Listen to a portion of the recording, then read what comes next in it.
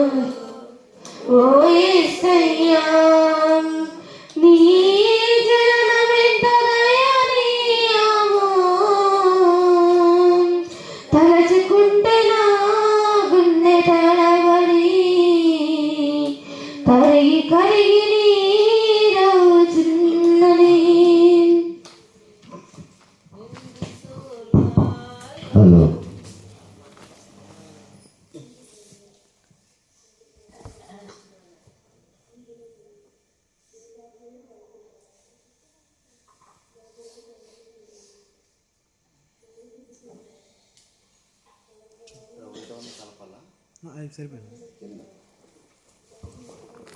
Hello hello చివరి అందరం కలిసి ఆంధ్ర క్రైస్తవ కీర్తన పుస్తకం నుంచి అందాల తార పడుచున్న ఆదిలక్ష్మిలో అందాల తార రుదించే నాకై అంబర వీధిలో అవతారమూర్తి యేసయ్య కీర్తి అవని జాటుచు ఆనంద సాంద్రము పొంగినాల అమర కాంతిలో ఆది దేవుని చూడాసింప మనసు పయనమై తిని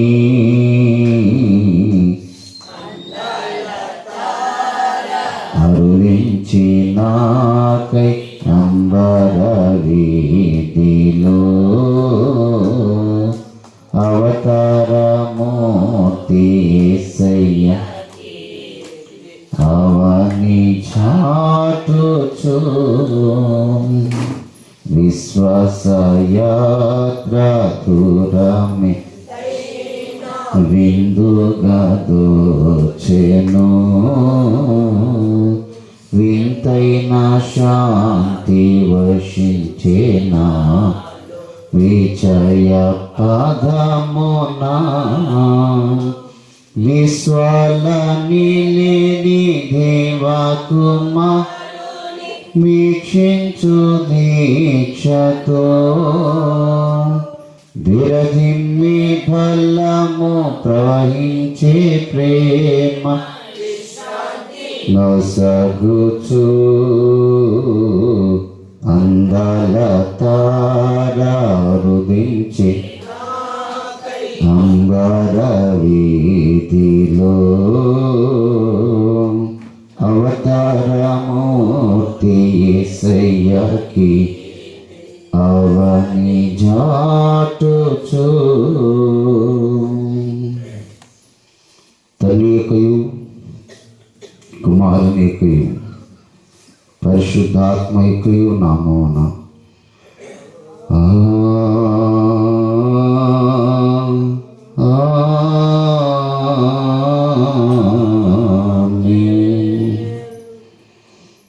ఓ ప్రభువా నా పెదవులను తెరువుము అప్పుడు నా నోరుని స్తోత్రమును బయలుపరచును.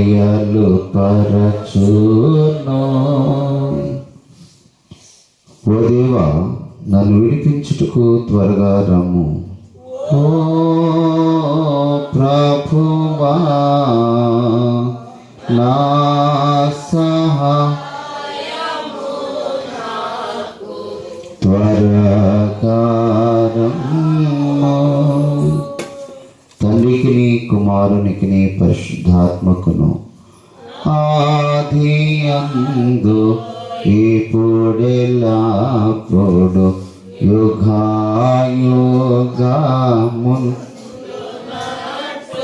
మహిమా కలుగుగాక. ఆమేన్.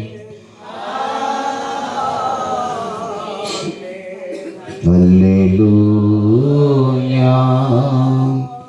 రండి యెహోవాకు నమస్కారము చేయుదుము, మనలను సృజించినవాడు నాయనే.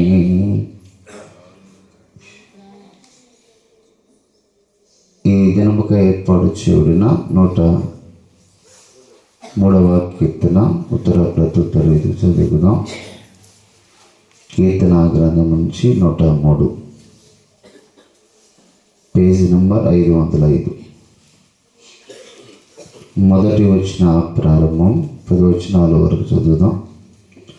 నా ప్రాణమా యెహోవాను సన్నతించుము, నా అంతరంగమున నా సమస్తమా ఆయన పరిశుద్ధ నామమును సన్నిధించుము.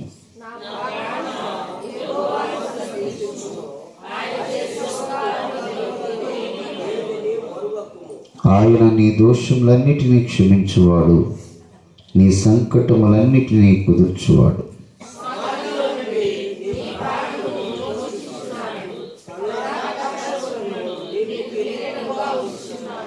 పక్షిరాజు యవ్వనము వలె నీ యవ్వనము క్రొత్తదగుచుండునట్లు మేలుతో నీ హృదయంను తృప్తిపరచుచున్నాడు.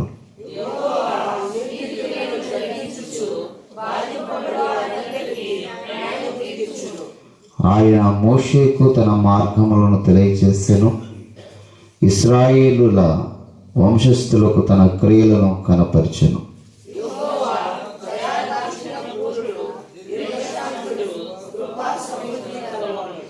ఆయన ఎల్లప్పుడూ వ్యాజ్యమాడువాడు కాడు, ఆయన నిత్యము కోపించువాడు కాడు.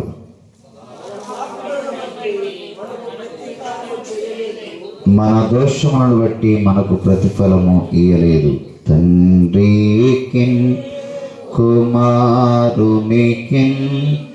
పరిశుద్ధాత్మకు ఆదియందు ఇప్పుడు ఎల్లప్పుడూ ఇప్పుడు ఎల్లప్పుడూ యుగ యుగములకు మహిమ కలుగును గాక.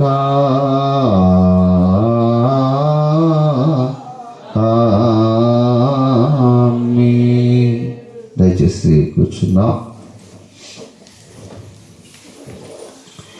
ఈ దినముగా ఏర్పాటు చేయబడిన పరిశుద్ధ లేఖన భాగంలో నుంచి కీర్తన గ్రంథము 81వ కీర్తన మొదటి వచ్చిన ఆసక్తి కలిగిన చదవాలము. కీర్తన గ్రంథము Psalm 81 verse 1 మొదటి వచనం. కీర్తన గ్రంథము 81వ అధ్యాయము 1వ వచనం. మనకు బలమైన దేవునికి ఆనందగానము చేయుడి, యాకోబు దేవుని బట్టి ఉత్సాహధ్వని చేయుడి. తల వంచండి, ప్రార్థన.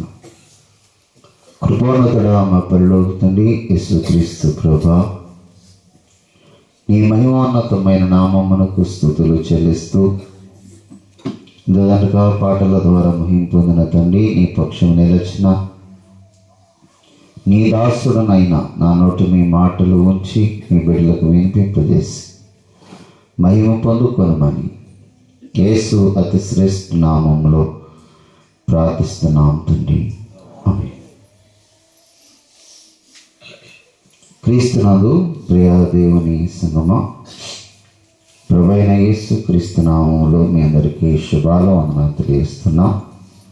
దేవుడు మహాకృపను బట్టి గడిచినటువంటి దినాలన్నీ కూడా కాపాడబడి మనం 26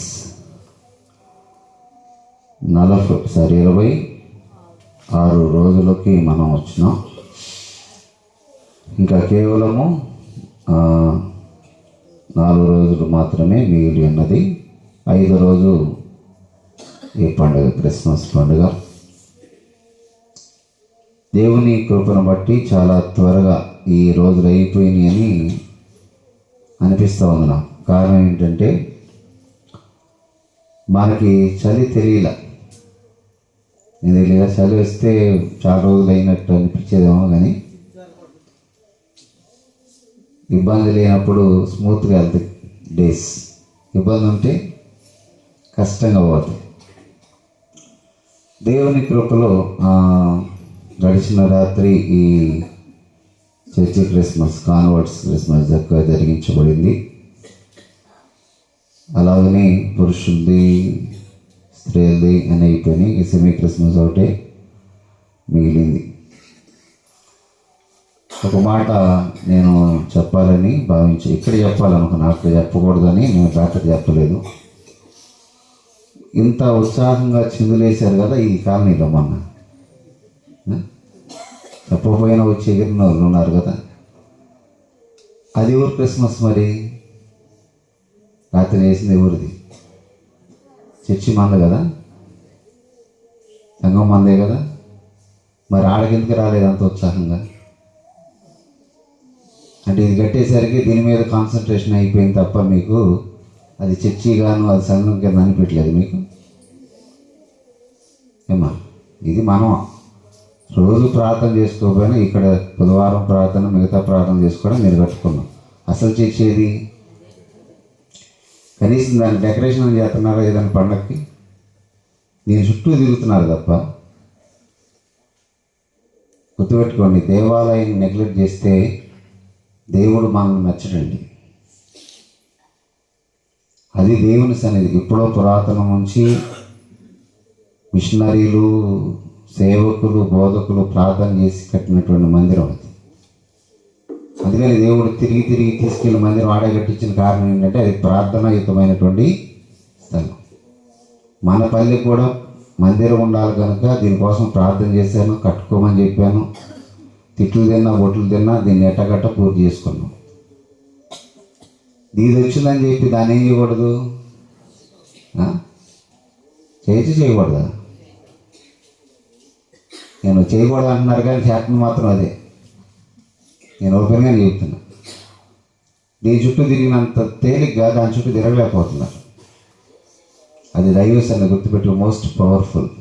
దేవుడు సేవకుల ద్వారా ప్రార్థనాయుతంగా కట్టబడినటువంటి మందిరం అది. కనుక దాన్ని మనం ఏం చేయాలి? ఎప్పుడు గౌరవించుకోవాలి. దాని గురించి బాగోగా కనీసం నేను చూస్తే దుమ్ము ఉంది. దాన్ని సర్వజనం ఊరికి పోయింది, ఊర్చివారు కూడా ఎవరు లేదు దాని గురించి. నేను ఓపెన్ చెప్తున్నా, రాత్రి నుంచుంటే అంతా దుమ్మే కనబడుతుంది చర్చిలో.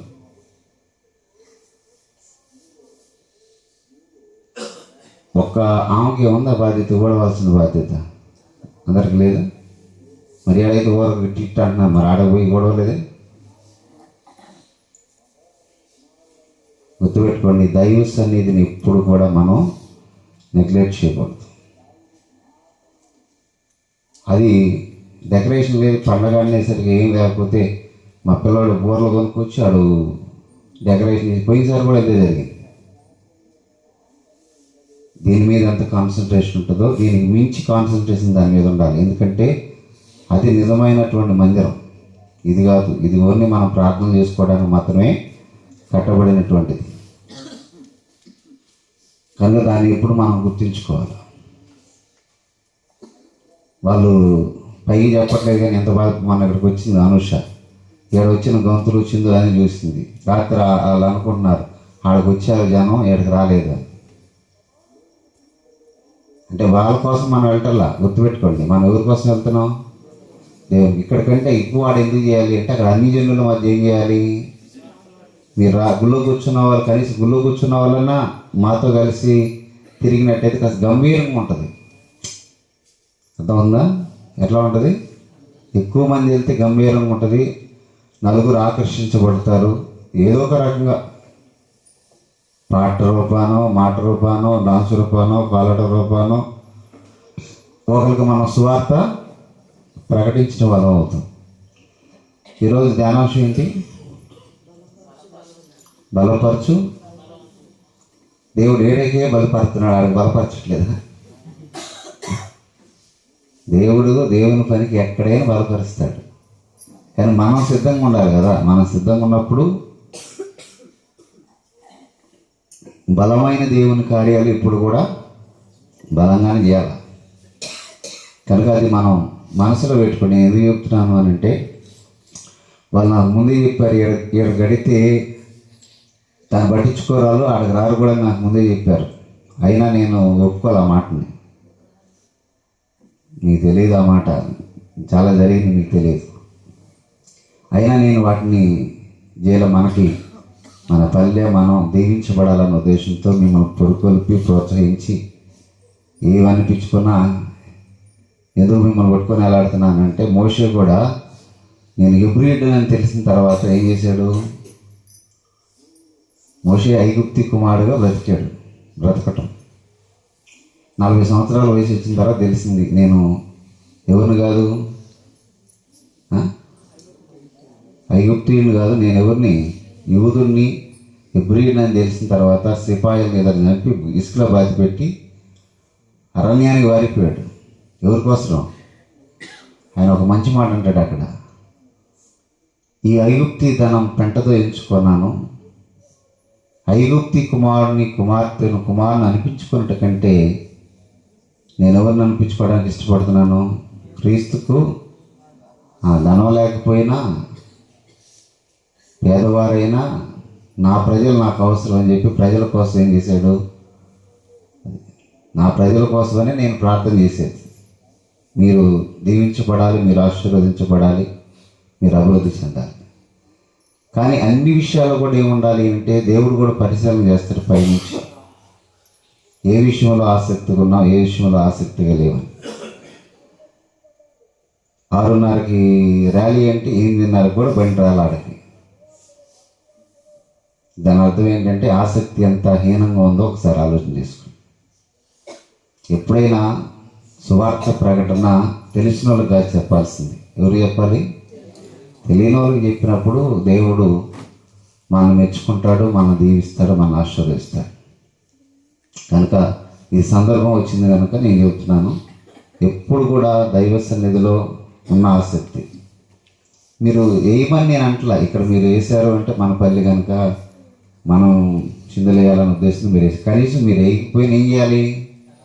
రావాలి. అక్కడ ఏమని కాదు నేను అంటుంది, 10 మంది ఉన్నదానికని 100 మంది ఉన్నదానికి 500 మంది ఉన్నదానికి ఏముంటుంది? తేడా ఉంటుంది.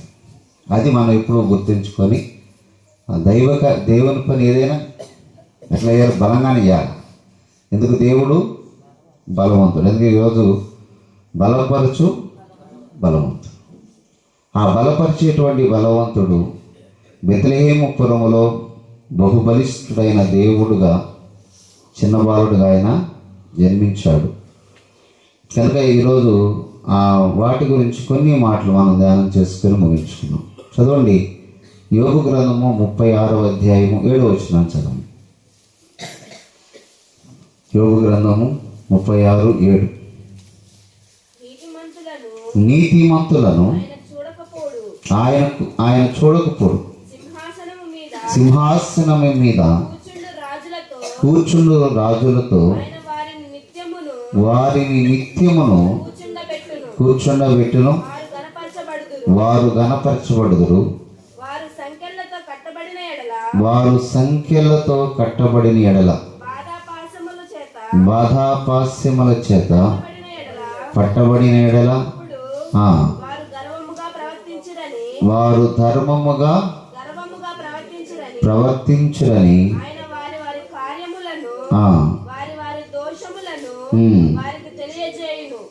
ఏమన్నట? తెలియచేయబడు. ఇక్కడ రాల్చున్నటువంటి మాటను మనం ఆలోచన చేస్తే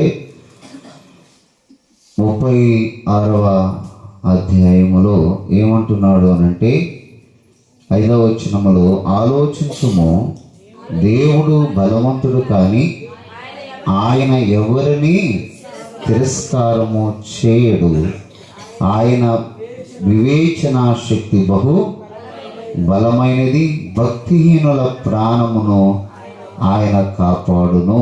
ఇక్కడ వ్రాయించినటువంటి మాటలను మనం పరిశీలన చేయగలిగితే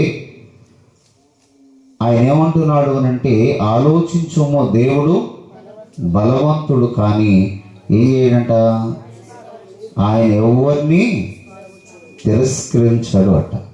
వాస్తవానికి బలవంతులకి ఏముంటుంది అంటే వారి బలాన్ని బట్టి, ఎవరిని బట్టి? వారికి ఉన్న బలాన్ని బట్టి, శక్తిని బట్టి, సామర్థ్యాన్ని బట్టి ఏం చేస్తారు అంటే ఊరక తుస్కారంగానూ తిరస్కరిస్తూ ఉంటారు జనాన్ని.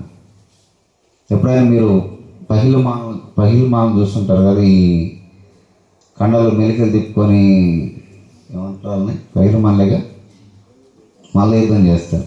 ఎవడైనా దగ్గరికి వెళ్ళినా కూడా ఏం చేస్తారు, రానీరు అటు తోసేస్తారు వాడిని. అంటే వారి బలాన్ని బట్టి వారు ఏం చేస్తున్నట్టు అక్కడ తిరస్కరిస్తారు. రెండో విషయం, ఎవరైనా బలవంతులు అంటే శక్తి, ఈ శరీర శక్తి కాకుండా పొలిటికల్గాను డబ్బులు బాగున్న వాళ్ళ దగ్గరికి మనం వెళ్ళామనుకోండి, దానిలో వారు బలవంతులు. వాళ్ళ దగ్గరికి రానిస్తారా? ఏ గెట్ అవుట్ అండి, బయట దగ్గర కూడా. కానీ యేసుక్రీస్తు ప్రభువు ఇక్కడ రాస్తున్న మాట ఏంటంటే దేవుడు బలవంతుడు, కానీ ఏ బలవంతుడు నువ్వు చెప్పుకొని ఈ పహిల్మాన కంటే, ఈ డబ్బులు కలిగిన వాడి కంటే, ఈ పొలిటికల్ లీడర్ కంటే, ఈ ప్రపంచంలో ఉన్న ప్రతి వాడి కంటే బలవంతుడు ఎవరు? దేవుడు. కానీ యేసుక్రీస్తు ప్రభువు ఎవరిని తిరస్కరించట్లేదండి. ఆయన అంటున్నాడు, నా యుద్ధకు వచ్చు వాడిని నేను ఎంత మాత్రం త్రోసి వెయ్యను.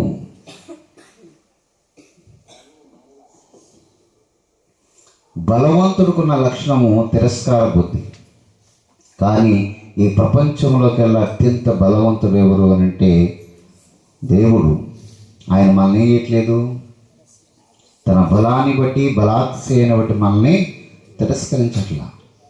ఆయన అంటున్నాడు, మీరు ఎంత ఘోర పాపులైనా సరే నా ఎదుకు రండి, నేను తిరస్కరించను, మిమ్మల్ని హక్కును చేర్చుకుంటానని యేసు చెప్తున్నాడు. అంటే బలమును బట్టి మనం ఎప్పుడు కూడా ఏం చేయకూడదు, మనకు కలిగిన దాన్ని బట్టి ఇతరులను తిరస్కరించకూడదు. చాలామందికి చిన్న చిన్న ఉద్యోగాలు ఉంటేనో, కత్తి డబ్బులు ఉంటేనో, కత్తి గేట్లు కట్టించుకొని చుట్టూ ఏంటంటే గెటౌట్ అంటే అందులో ఏముంది? పరలోక దేవుడైనటువంటి సర్వశక్తి కలిగిన దేవుడే మనం ఏం చేయట్లేదు, తిరస్కరించట్లేదు. కానీ మనం కలిగిన చిన్నపాటి దానిని బట్టి మనం ఏం చేస్తున్నామంటే ఇతరులను తిరస్కరించడం, తుస్కారంగా మాట్లాడటం, తునీకరించేటువంటి పరిస్థితిని చూస్తున్నాం. కానీ దేవుడు ఎప్పటికీ ఎవరిని ఇయ్యలేదు అంటే తిరస్కరించడు. ఆయన ఎప్పుడు కూడా హక్కున చేర్చుకుంటాడు. అందుకని 89వ కీర్తన 9వ వచనం మనం చదవగలిగితే అక్కడ దేవుడు ఎలాంటి వాడు అనంటే, అమ్మా, సముద్రపు పొంగు అణచువాడవు నీవే, దాని తరంగములు లేచినప్పుడు నీవు వాటిని అణచి వేయుచున్నావు. సముద్రపు పొంగురంట ఏం చేయవాడట? అణచువాడు. దాని అలలు లేచినప్పుడు వాటిని అణచువాడు. అలల్లో మనకు వస్తే ఏం చేస్తామండి? సముద్రపు అలలు వస్తే ఏం చేస్తాం మనం? వెళ్తారు లోపలికి, చస్తామనే భయంతో వెనక్కి వస్తారు. సముద్రపు అలలను, సముద్రపు పొంగును కూడా అణచువాడు. అంటే ఆయన ఎలాంటి వాడు అని అంటే దేవుని వంటి బలాచుడు ఎవడునో లోకములో లేడు. అంత గొప్ప శక్తి కలిగినటువంటి, సామర్థ్యం కలిగినటువంటి దేవుడు మనతో ఉన్నప్పుడు మనం ఏం చేయాల్సిన పని లేదు, భయపడాల్సిన పని లేదండి. మన దేవుడు గొప్పవాడు. మన జీవితాల్లో దేవుడు గొప్ప కార్యాలు జరిగిస్తాడు, అద్భుత ఆశ్చర్య కార్యాలు చేయువాడు. కనుక ఈ సృష్టిని లయపరచగలిగిన వాడు, ఈ సృష్టినే ఆయన ఒక మాట మాత్రము సెలవిస్తే సముద్రం ఏం చేస్తుందట? మిక్కిలి నిమ్మలమాయను అంటాడు. ఎలాగనా? మిక్కిలి నిమ్మలమాయను అంటే అది చాలా నెమ్మదించేసింది. ఎవరి మాట ఉంది? దేవుని మాట. అంటే ఆయనకున్న ఆ మాటకున్నటువంటి శక్తి లేదా బలం ఎలాంటిది అని అంటే సముద్రము పొంగైనా సరే, సముద్రపు అలలైనా సరే, సునామీ అయినా సరే ఎవరి మాట వినాలి? కనుక మనం అలాంటి బలాచుడైనటువంటి దేవుని మనం కలిగి ఉన్నాము. ఆయన వంటి బలవంతుడు ఈ ప్రపంచం మందు మరెవరునో లేరు. అందును బట్టి దేవుని మనం ఏం చేయాలంటే కృతజ్ఞతాస్తుతులు చెల్లించబద్దులమై ఉన్నాం. అయితే ఎవరికి దేవుడు తన బలమును అనుగ్రహించును? ఎవరికి అంటే కీర్తన గ్రంథము 29వ అధ్యాయము 11వ వచనం చదవండి. కీర్తన గ్రంథము 29:11. యెహోవా అమ్మా తన ప్రజలకు బలమును అనుగ్రహించును. యెహోవా సమాధానమును కలుగజేసి. చాలా ఇక్కడ రాసిన మాట ఏంటంటే యెహోవా తన ప్రజలకు బలము ఎవరికి ఆయన ఇస్తాడు బలము అని అంటే ఆయన ప్రజలకంటే అందరూ కాదు. గుర్తుపెట్టుకోండి, ఆయన ప్రజలంటే ఎవరు? ఆయన యందు విశ్వాసం ఉంచి, ఆయన యందు నమ్మిక కలిగి, ఆయన యందు విశ్వాసముతో భక్తిస్వాన్ని తీసుకొని ఆయన బిడ్డలుగా మారినటువంటి మనకి దేవుడు ఏం చేస్తాడు అంటే తన బలాన్ని ఇస్తాడు. మనం మీకు చెప్పినా నేను సంసోను గురించి. సంసోనుకి దేవుడు ఏం చేసేవాడు? పరిశుద్ధాత్మ ద్వారా ఆయన మీదకి ఆ పవర్, దేవుని యొక్క శక్తి దిగి వచ్చినప్పుడట చుట్టుపక్కల ఉన్న వాళ్ళు కూడా దర్శకునేవాళ్ళు. అంటే అంత వీరతాండవం చేసేవాడు ఆయన. దేవుని యొక్క బలాన్ని, దేవుని యొక్క సామర్థ్యాన్ని తట్టుకోగలిగిన శక్తి ఎవరి దగ్గర లేదు అంటే మనిషి దగ్గర లేదు. మనకు బలాన్ని ఇచ్చేవాడు ఎవరు అని అంటే దేవుడు. మీకు ఒక మాట చెప్తాను నేను. కొన్ని సందర్భాల్లో మన మనుషులే కదా, పాదిరి గారు అయినా మనిషి, డాక్టర్ అయిన మనిషి, పోలీస్ అయిన మనిషి, ఎవరైనా మనుషులు. కొన్ని సందర్భాల్లో ప్రార్థనకు వచ్చేంత వరకు కూడా ఎట్లా ఉంటుంది అని అంటే చెవులోనే ఉంటుంది. నేను ప్రార్థన పోతానా, చేయగలుగుతానని అనిపించదు ఒక్కోసారి నాకు, అంటే శరీర బలహీనతను బట్టి. కానీ దైవ సన్నిధికి వచ్చిన తర్వాత, ఇక్కడ నుంచున్న తర్వాత నిలవబెట్టి మాట్లాడించేవాడు ఎవరు అని అంటే ఆ బలాన్ని ఇచ్చేది ఎవరు? అందుకని తన ప్రజలకు ఆయన ఏం చేస్తాడంటే బలాన్ని ఇస్తాడు. లెగవలేము మనం అనుకున్న వాళ్ళను కూడా లేపగలిగిన వాడు ఎవరు అంటే యేసయ్య. తన శక్తిని, తన బలము చేత. రెండవ విషయాన్ని మనం ఆలోచన చేస్తే 2వ దినవృత్తాంతముల గ్రంథం 16వ అధ్యాయం 9వ వచనం ఒకసారి చదవండి. 2వ దినవృత్తాంతముల గ్రంథము 16:9. తన ఎడల యథార్థ హృదయము గలవారి బలపరచుటకై. ఎవరిని బలపరచడానికంట? మొదటిది తన ప్రజలు, అంటే తనను అంగీకరించిన వారిని బలపరచడానికి ఆయన తన బలాన్ని ఇస్తాడు. రెండోది ఊరికట దేవుని బలం ఎవరి దగ్గర ఉంటుందంటే యథార్థవంతుల దగ్గర ఉంటుంది. ఏముంటుంది? యథార్థవంతుడు. మన దగ్గర ఏముండాలి? మన మాట్లాడిన యథార్థత ఉండాలి, పనిచేసిన యథార్థత ఉండాలి. ఎవరికైనా ఏదైనా చెప్పినా కూడా ఏముండాలి? యథార్థత. యథార్థత ఏం చేస్తుందంటే మనిషిని ఎప్పుడు బలవంతుడిగా ఉంచుతుంది. అబద్ధాలు ఆడేవాడిని నమ్ముతారా? అబద్ధాలు ఆడేవాళ్ళు నమ్ముతారా? నమ్మరు. చాలామందికి ఉన్న లక్షణం ఏంటంటే అబద్ధాలు పరిపాటిగా ఊత్తగా ఆడేస్తారు అబద్ధాలు. కానీ మనం ఏం చేయాలి? దేవుని సన్నిధికి వచ్చేవారం, దేవుని ఆరాధించే బిడ్డలుగా ఏం చేయాలంటే యథార్థంగా బ్రతకాలి. నాకు తెలిసిన ఒక రైతు ఉన్నాడు. ఆ రైతు అంటే రైతు కాదు, ఒక డబ్బు కలిగిన ఆయన దగ్గర ఆయన పొలంలో పనిచేస్తాడు. ఆయన ఏం చేస్తాడు? ఆయన పొలంలో పనిచేస్తాడు. ఆ పని చేసినటువంటి ఆయనకి 20 ఎకరాలను అప్పగించాడు ఆయన. ఎవరు? వాంకు 20 ఎకరాలు. ఏంటిది? 20 ఎకరాలు అప్పగిస్తే సహజంగా మనిషికి ఒక లక్షణం ఉంటుందండి. రైతు మన దగ్గర లేకపోయినా, వానరు మన దగ్గర లేకపోయినా మన బుద్ధి ఎట్లా ఉంటుంది? ఏమా, రైతు దగ్గర లేడు, వానర్ దగ్గర లేడు, ఏం చేస్తారు? పురుగు దొలుసుద్ది కొంచెం చిన్నగా. ఆయనకున్న లక్షణం ఏంటో తెలుసా? ఒక్క బెండకాయ కూడా ఇంటికి తెచ్చుకోడు ఆయన. ఒక్క సింగిల్ దొండకాయ కూడా ఇంటికి తెచ్చుకోడు ఆయన. 20 ఎకరాలు ఆయన ఎక్కడో ఉంటాడు, హైదరాబాద్లోనే ఎక్కడ ఉంటాడు ఆ రైతు. ఆ 20 ఎకరాలు వానరు. దాంట్లో ఈయన వ్యవసాయం చేయడానికి నమ్మకం ఉంటాడని నేను పెట్టుకున్నాడు. జీతం ఇస్తాడు. పని చేపిస్తాడు, ఆ పనికి అవసరమైన డబ్బులు. ఈయన ఎంత నిజాయితీగా ఉంటాడు అని అంటే, ఒకరోజు ఎందుకో నన్ను ఆ పొలాల దగ్గర తీసుకుపోతే ఆ రైతు వచ్చాడు. వస్తే ఆయన చెప్తున్నాడు, పాస్టర్ గారు ఇది నీ పొలమే అనుకో, నేను ఇక్కడ ఉన్నాను కదా, దీనిలో ఉన్నది నువ్వే కష్టపడి పండిస్తావు, దీనిలో ఉన్నదాన్ని అనుభవించడానికి అధికారం ఉందని నేను ఎన్నోసార్లు చెప్పాను. కానీ కనీసం ఒకవేళ ఏదైనా తీసుకెళ్తానికి కూడా ఫోన్ చేసి, సార్ నేను 1 కేజీ దొండకాయలు తీసుకెళ్తాను మా ఇంటికి అని చెప్పి ఫోన్ చేసి చెప్తాడంట ఆయన. మనమైతే ఏం చేస్తాం, కేజీ దొండకాయలు కాదు, కింట దొండకాయలు అమ్ముకొని ఇంకా ఆయనకి ఏదో లాభం చేకూర్చినట్టు మాట్లాడతారు ఫోన్ చేసి. అంటే ఇప్పుడు ఆ మనుషులు ఏమన్నట్టు, యథార్థంగా ఆయనకి ఇచ్చే జీతం 10,000, కానీ ఒకరోజు ఆ ఇంటికి అవసరం అయితే 2.5 లక్షల రూపాయలు ఆయన చెప్పకుండా అడగకుండా తీసుకొచ్చి, వాళ్ళ పిల్లడికి ఏదో ఇబ్బంది అయితే తీసుకొచ్చి 2.5 లక్షలు ఇచ్చాడు. అది మనం యథార్థత లేని వారు ఉన్నాం అనుకో, వీడు మా చేలో పొలం చాలా బాగా చేసాడు అందుకే ఇది జరిగింది అనుకునేవాడు ఆయన. అనుకోరా?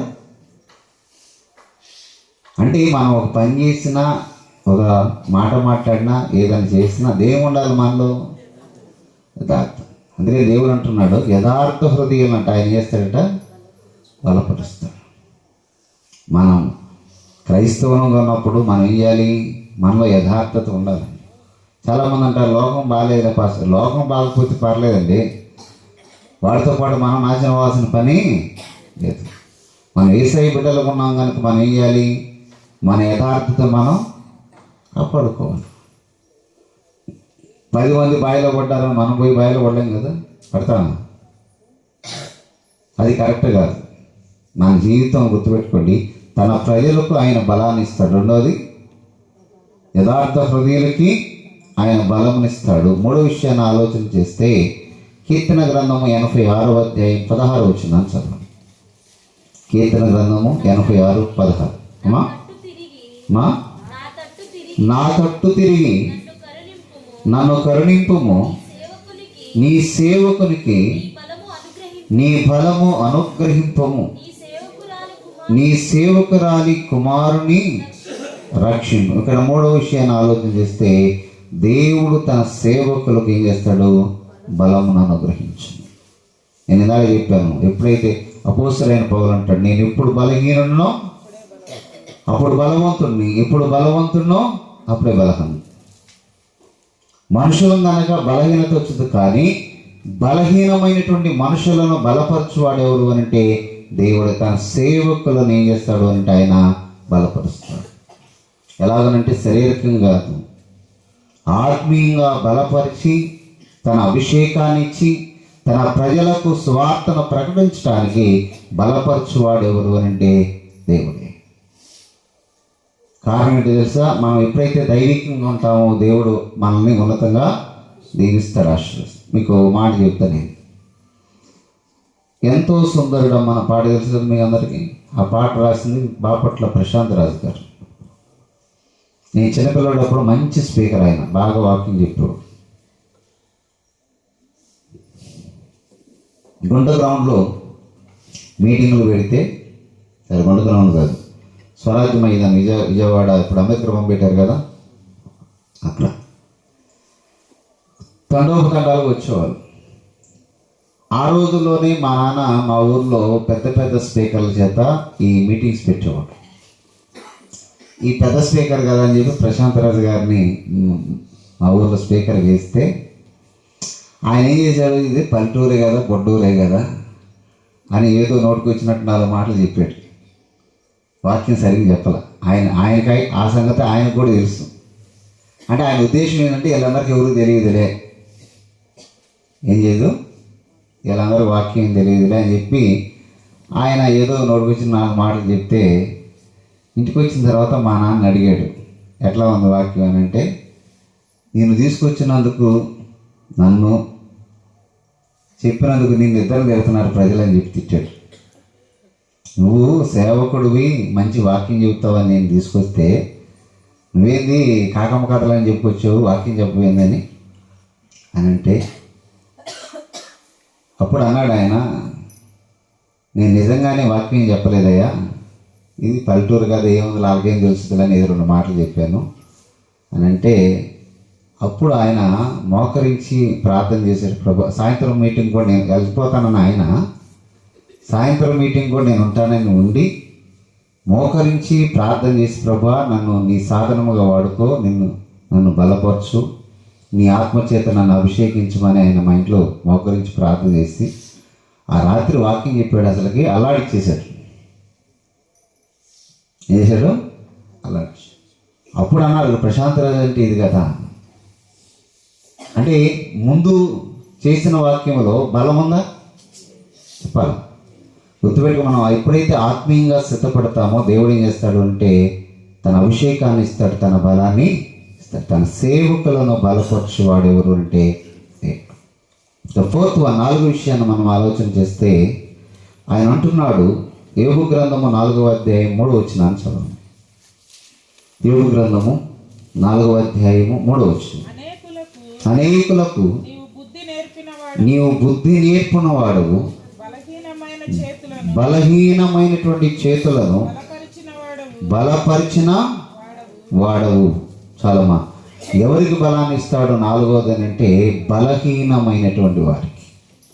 ఈరోజు మనందరం శారీరకంగా బలహీనమే. కారణం ఏంటి? నొప్పులు ఉండి, జ్వరాలు వస్తాయి, ఇబ్బందులు వస్తాయి. మన ఇలా ఆయనకి నరాల బలహీనత వచ్చింది, కొంతమందికి ఇంకో రకమైన బలహీనతలు వస్తాయి. ఈ బలహీనతలన్నిటిలో కూడా బలాన్ని ఇచ్చేవాడు ఎవరు? దేవుడు అంటున్నాడు, ఇదిగో బలహీనులకు బలమిచ్చేవాడు దేవుడే. ఈరోజు అనారోగ్యం అనేటువంటి సమస్య, అనారోగ్యం అనేటువంటి బలహీనత ప్రతి వ్యక్తిని తాకుద్ది. షుగర్ ఉంది, బీపీ ఉంది. పాపం షుగర్ ఉన్న వాళ్ళకి ఏమనిపించుద్ది తెలుసా? శరీరం ఎప్పుడు నీరసంగానే ఉంటుందండి. షుగర్ ఉన్న వాళ్ళకి ఏమొచ్చుద్ది?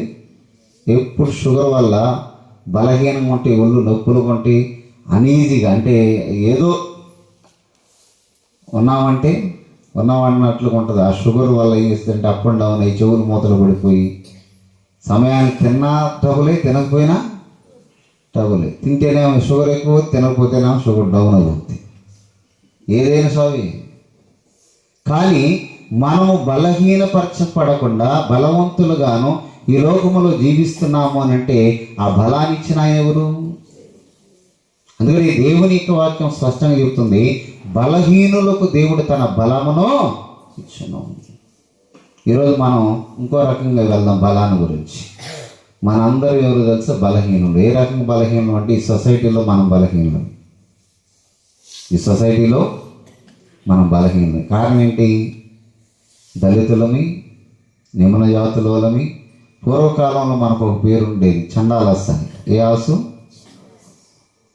It is literal meaning. చండాలాస్ అంటే ఎవరంటే ఈ దళితులే. సొసైటీలో బలహీనులు ఎవరు? సొసైటీలో ఇప్పుడు ఊరికి చివరన ఉంది ఎవరు? మీరే కదా. అదే కదా, ఊరు మన అడుగున ఉండాలి. మన ఎవరివి? సొసైటీ ప్రకారం, సమాజ ప్రకారం బలహీనమే.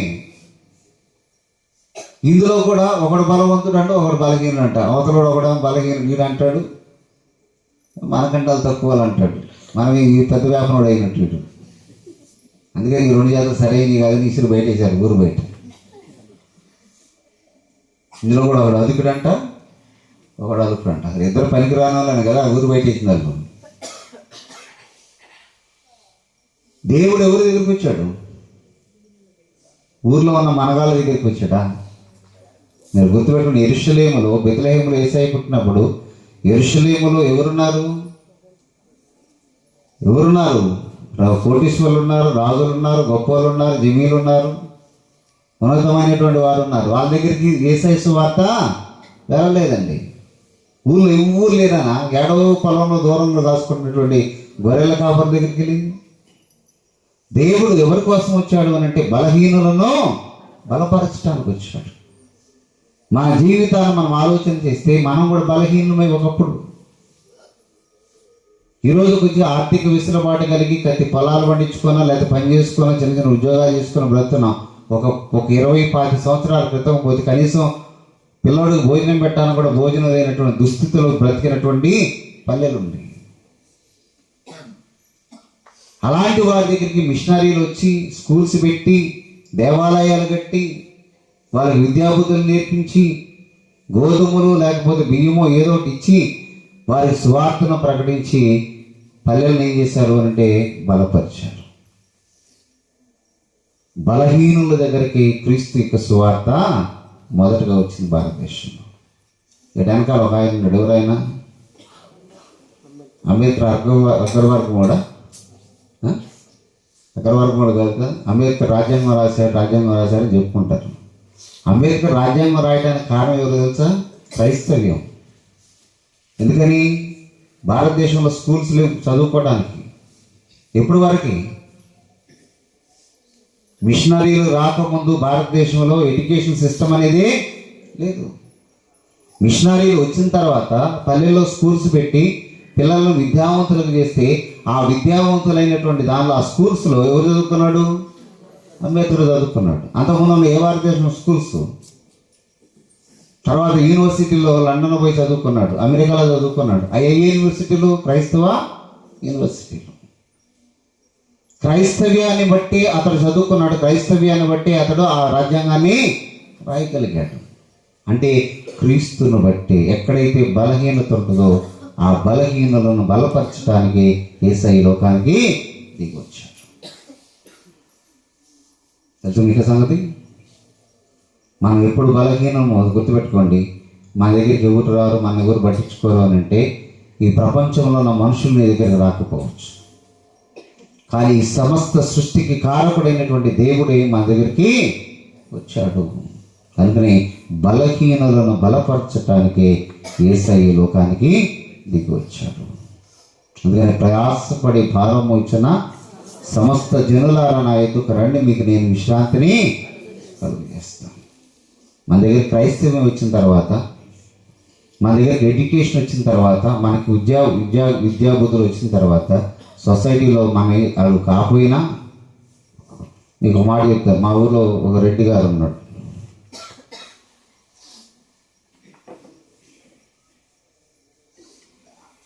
పద్దెనిమిది ఎకరాల పొలం ఉంది. చదువుకున్నాడు బాగా, అగ్రికల్చరల్ పీజీ చేశాడు. వాళ్ళ పొలంలో వచ్చి కూలి కలుపు మిగుతాడు ఆయన. నేను అడిగా నా ఫ్రెండ్ వాళ్ళ అన్నా నువ్వు ఇంత బాగా చదువుకున్నావు కదా, నువ్వు ఉద్యోగం ఎందుకు చేయవనంటే ఆయన ఓపెన్గా చెప్పాడు, సరే తమ్ముడు నీకు ఒక మాట చెప్తాను, నేను ఒక రెడ్డి కమ్యూనిటీకి సంబంధించిన వ్యక్తిని.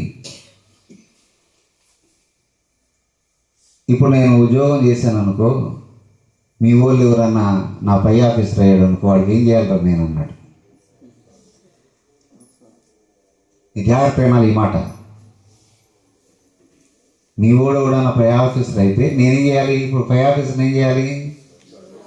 ఎవరు వచ్చినప్పుడు దండం పెట్టాలా, లేచి నుంచోవాలా, నమస్తే సార్ అనాలా. నేను ఇంత రైతునయ్యండి ఒకరికి దండం పెట్టేందుకు, అందుకే నా చేతిలో నేనే కలుపుకుంటున్నాను. కలుపుకోవడానికని ఇష్టపడుతున్నాడు తప్ప బలహీనుడికి గౌరవించడానికి అతడు ఇష్టపడలేదు. సొసైటీ చూసి గుర్తుపెట్టుకోండి. సొసైటీలో ఉన్న వాళ్ళు మనతో బలకరిస్తున్నారు, మనతో బాగున్నారు అనుకోమాకండి. మనసు లోతులు చాలా తేడాలు ఉంటాయి. కానీ యేసుక్రీస్తు ప్రభువారు ఇవన్నీ లేవు. నేను హక్కును చేర్చుకున్నాడు, ఆయన ఆలింగనం చేసుకున్నాడు, నీ కౌగిలించుకున్నాడు, నీకు ముద్దు పెట్టుకున్నాడు. నీకు ఏదైతే అవసరమో దాన్ని అనుగ్రహించడానికి ఆయన నీ దగ్గరికి దిగి వచ్చాడు. అందుకని బలహీనులను బలపరచుటకు క్రీస్తు యేసు లోకానికి దిగి వచ్చాడు. 4 విషయాలు చెప్పాను. 1, తన ప్రజలకు బలమును అనుగ్రహించుటకు ఆయన వచ్చాడు. 2, యథార్థముగా నడుచుకున్న వారికి అనుగ్రహించుటకును తన సేవకులను బలపరచుటకును. 4వ విషయం ఏంటంటే బలహీనను బలపరచుటకు క్రీస్తు యేసు లోకానికి దిగి వచ్చాడు. అందుకని ఆయన బలవంతుడైనటువంటి దేవుడు. తల్లవంచండి, ప్రార్థన. సర్వశక్తియు మిక్కిలి కనికరము గల మా ప్రియుడు తండ్రి యేసు క్రీస్తు ప్రభువా, నీ మహిమోన్నతమైన శ్రేష్టమైన ఉన్నతమైన నామమునకు స్తుతులు చెల్లిస్తూ ఉన్నాం. నీ లేఖనములో సెలవిచ్చిన రీతిగా ప్రభువా, బలవంతుడు బలపరచుటకు ఈ లోకానికి దిగి వచ్చాడని మా ప్రభా తన ప్రజలకు బలమిచ్చేవాడు, యథార్థవంతులను బలపరచువాడు, తన సేవకులను బలపరచువాడు. మరి ముఖ్యంగా బలహీనులను బలపరచుటకే మా ప్రభా మీరు ఈ లోకానికి క్రీస్తుగానో పశుబాలుడుగానో జన్మించినటువంటి విధానాన్ని జ్ఞాపకం చేసుకుంటున్నా. పౌలు అంటున్నాడు, నేను ఎప్పుడు బలహీనుడునో అప్పుడు బలవంతుడును, ఎప్పుడు బలవంతుడునో అప్పుడు బలహీనుడునని నీ యందు బలాన్ని గురించి మాట్లాడుతూ ఉన్నాడు. కనుక ప్రభా మేము కూడా నీ ప్రార్థనలో, నీ వాక్యములో, నీ నడకలో, నీ మార్గములో నడిచి నీలో ఆత్మీయంగా బలపరచబడటానికి సహాయం దయచేయమని ప్రార్థిస్తున్నాం. వితబడిన సత్యవాక్య మీరు కట్టి ఫలింపు చేయండి. విన్న వాక్యాన్ని వ్యర్థముగా పోనీక వాక్యానుసారంగా జీవించుటకు సహాయం దయచేయండి. ఆరాధనలో పాల్గొన్న ప్రతి బిడ్డను దీవించండి. మా ప్రభా రాలేక వెనుకబడిన వారు మరో సమయం రాగలిగిన విశ్వాసం దయచేయండి. అలాగని పనిపాటలు, ప్రయాణములు, ఉద్యోగములు, ఉపాధిలో, విద్యాభ్యాసంలో, కుటుంబ జీవనాల్లో సమస్త విషయాల ప్రభాని సహాయం దయచేయమని ప్రార్థిస్తున్నాం. మరి ముఖ్యంగా ప్రభా నీ కృపా బాహుళ్యము చొప్పున ఈ దినమంతటిలో కావలసిన క్షేమాన్ని, లాభాన్ని అనుగ్రహించి నీ బలమును అనుగ్రహించి నడిపించమని యేసు క్రీస్తు దివ్యనామంలో ప్రార్థిస్తున్నాం తండ్రి. ఆమేన్. పరలోకమందున మా తండ్రి, నీ నామం పరిశుద్ధపరచునుగా, నీ రాజ్యం వచ్చుగా, నీ చిత్తం పరలోకమందు నెరవేరునట్లు భూమి అందునో నెరవేరునుగా. మందిన ఆహారం దయచే మన అపరాధము చేసిన వారిని క్షమించిన ప్రకారం మా అపరాధం క్షమించుము. శోధన తేక దుష్టు నుండి తప్పించుము. రాజ్యము, శక్తి, మహిమ నిరంతరం నీవైనావు తండ్రి. ఆమె మన తండ్రైన దేవుని ప్రేమ, రక్షకుడుగా యేసుక్రీస్తు వారి యొక్క కృప, ఆదరణకర్త పరిశుద్ధాత్మ నిత్య సహవాసం, సకల దీవెనలు సదాకాలం మీకు, మీ కుటుంబాలకు సమస్తాన్ని తోడండి, కాపాడి సంరక్షించును గాక. బలహీన సమయములో నీ బలము ప్రసాదించుము. బలహీన సమయములో నీ బలము ప్రసాదించుము. జీవనదిని నా హృదయములో ప్రవహింపచే, జీవనదిని నా హృదయములో ప్రవహింపచేయుమయ్యా. అందరూ వందనాలు.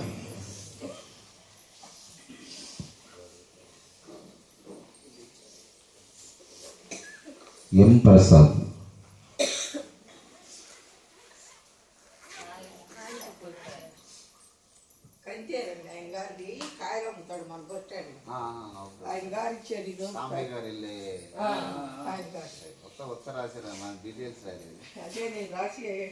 రైట్, మంచిది. మన పోలీస్ స్టేషన్ పక్కన షాపులో ఉన్నటువంటి కంతేరాయన ప్రసాద్ గారు, వారి కుటుంబం టీ స్నాక్స్ పంపించారు. వారి కోసం ప్రార్థన చేద్దాం. కృపావతుడా మా పరలోక తండ్రి యేసుక్రీస్తు ప్రభువా, నీ మహిమోన్నతమైన నామానికి స్తుతులు చెల్లిస్తూ ఈ సమయంలో ఫ్రూట్స్ ఆఫ్ మా ప్రసాద్ గారి కొరకు కాదు వసతిమని వారి బిడ్డలు దీవించండి. జరుగుతున్నటువంటి అనుదిన ఆరాధనల కొరకు ఈ పలహారం టీ పంపించుంటుండగా వారి వ్యాపారం దీవించండి, కుటుంబాన్ని దీవించండి. వారు ఇచ్చిన దానికంటే, తెచ్చిన దానికంటే అత్యధికమైన ఆశీర్వాదాలు వారికి అనుగ్రహించండి. యేసుక్రీస్తు దివ్యనామంలో ప్రార్థిస్తున్నాం తండ్రి. త్రియేక దేవుని తోడేంటి కాపాడి నడిపించిన కాక.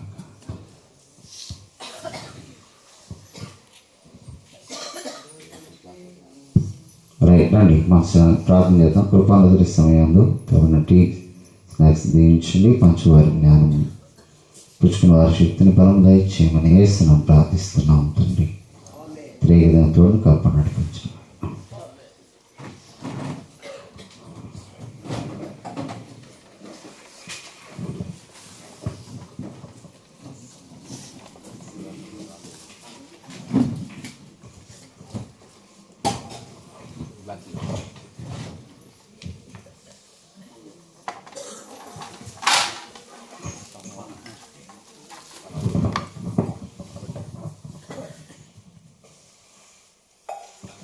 మా గమనించండి, రేపు ఆదివారం యథావిధిగా చర్చిలో ఆరాధన ఉంటుంది, తెల్లవారుజామున ఉండదు. మనకందరూ కూడా ఆరాధనలో 3వ ఆదివారం మీద ప్రభునాథ గౌరవ సంస్కారం ఉంటుంది, సిద్ధపట్టాలని